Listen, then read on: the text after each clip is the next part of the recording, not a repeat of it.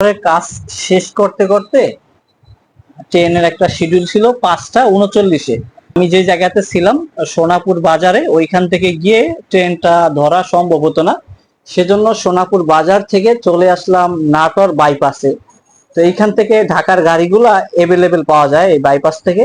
তো এইখান থেকে ঢাকার দূরত্ব অলমোস্ট হচ্ছে 214 কিলোমিটার। আমার সময় লাগবে 5 থেকে 5.5 ঘন্টার মতন ঢাকা পৌঁছাতে।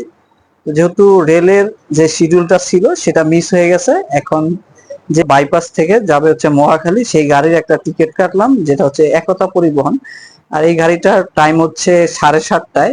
তো 7:30টা পর্যন্ত অপেক্ষা করা লাগবে। তো এখন আছি কাউন্টারে, আর আমার কাউন্টারের অপর পাশটাই হচ্ছে নাটোরের বনপাড়া বাইপাস। আর এই বাইপাস দিয়েই ঢাকাতে যে গাড়িগুলা যায় সেই গাড়িগুলা এই বাইপাস হয়েই কিন্তু ঢাকাতে যায়। এখন একতা পরিবহনের কাউন্টারে আসি, আর একতা পরিবহনের গাড়িটার জন্য অপেক্ষা করা লাগবে। তারা টাইম দিছে 7:30টার মধ্যে এই বাইপাসের যে কাউন্টার আছে সেই কাউন্টারে গাড়িটা থাকবে। ইনশাল্লাহ সহি সালামতে যদি কাউন্টার নির্দিষ্ট সময়ের মধ্যে আসে, তাহলে আমরা এই গাড়িটায় মুভ করব ঢাকা।